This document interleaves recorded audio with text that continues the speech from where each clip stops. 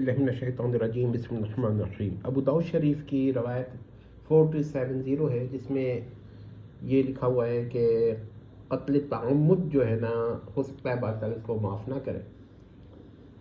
اب یہ حدیث لے کر دہلوی صاحب یہ ثابت کرنا چاہتے ہیں کہ اصحاب جمل اور اصحاب صفین جو ہیں ان کی مغفرت نہیں ہوگی اگر وہ بغیر توبہ کے مر گئے۔ پھر وہ کہتے ہیں حضرت معاویہ ہیں اور یا حضرت عمرو بن العاص ہیں، یہ توبہ نہیں کیا۔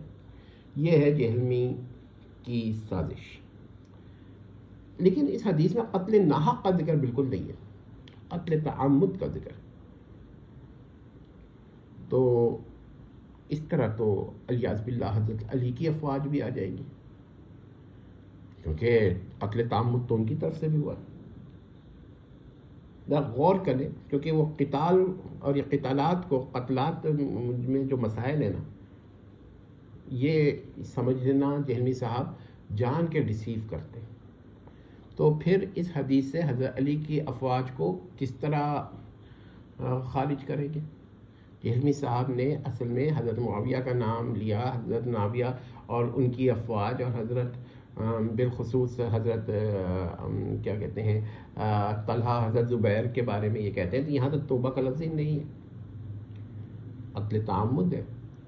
تو اس کا مطلب ہے کہ جہلمی صاحب کیا کہنا چاہتے ہیں، یہ بالکل رافضی نظریہ بظاہر لے کے چلتے ہیں، مگر ایک دم پلٹ جاتے ہیں۔ یعنی دلائل وہ استعمال کر رہے ہیں خوارج کے اور نظریہ پیش کر رہے ہیں روافض کا۔ تو ہوتا کیا ہے کہ خوارج کے جو قواعد ہیں وہ تو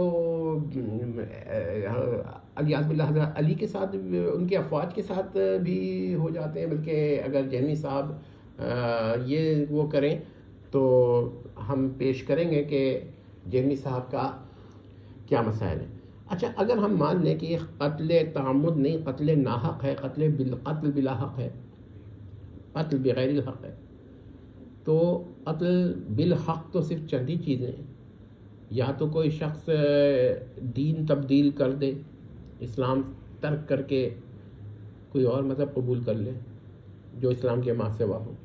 جہلمی صاحب اچھی طرح جانتے ہیں میں کیا ذکر کر رہا ہوں۔ تو پھر دوسرا کیا ہے کہ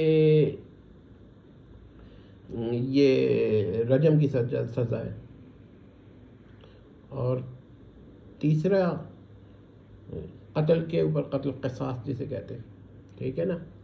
تو اس کے علاوہ چوتھی تو کوئی چیز نہیں بنتی۔ تو اب اگر کوئی آدمی پہ آپ حملہ کریں تو یہ ایک الگ بحث ہوتی ہے۔ اب دیکھیے، حضرت معاویہ نے حضرت علی پہ تو حملہ نہیں کیا، حضرت علی کی افواج نے حملہ کیا حضرت معاویہ کی افواج پر، انہوں نے تو دفاع ہی کیا ہے اپنا۔ تو زیادہ سے زیادہ دونوں طرف کی فوج پہ حکم یہ لگ جائے گا حدیث کا۔ آپ کہیں گے کیونکہ قتل، وہ کہیں گے کہ وہ ناحق لڑ رہے تھے، بالکل ناحق لڑ رہے تھے، مگر ان کا قتل ناحق نہیں تھا۔ پھر بھی انہیں ایک آدمی ناحق لڑ رہا ہو دفاعی طور پر، مگر اس کا قتل جو ہے وہ حق نہیں ہو جاتا، حق اس وجہ سے کہ یہ تین تھیں۔ تو اب آپ نے اس کی اور تشریح کرنی ہے، تعویل کرنی ہے، توجیہ کرنی ہے۔ تو جب آپ کے نزدیک یہ تعویل، تشریح، توجیہ ہے، تو آپ دوسروں کو کیسے منع کرتے ہیں کہ بھائی تعویل مت کرو، تشریح مت کرو، توجیہ مت کرو؟ عجیب سی بات ہے۔ وہ کریں، یہی میں کہتا ہوں کہ جہلمی صاحب کے معتقدین جہلمی صاحب کے اقوال کو وحی الہی سے برتر اور بڑھ کر مانتے ہیں، یا پھر وحی الہی سے کے برابر مانتے ہیں۔ وجہ کیا ہے میں بھی بتا دیتا ہوں میں آپ کو۔ وجہ اس کی یہ ہے کہ جہلمی صاحب نے جو تشریح کرتی نا، اس سے آگے وہ نہیں جاتے، لیکن یہ بھی ماننے کو بعد میں تیار نہیں ہوتے کہ جہلمی صاحب تعویل کر رہے ہیں، یا جہلمی صاحب تعویل مجاز لے رہے ہیں، یا جہلمی صاحب تفسیر لے رہے ہیں، جیسے تعویل عام یا تعویل خاص وہ کہتے ہیں، تفسیر عام یا تفسیر خاص، یا ظاہری معنی کا کوئی معنی لے رہے ہیں۔ تو جہلمی صاحب تو تضادات ہیں، اصول تو ہے نہیں، لیکن وہ اس طرح کرتے ہیں۔ کوشش کیجیے گا کہ اس کا ڈسکرپشن بھی دیکھ لیں۔ والسلام علیکم۔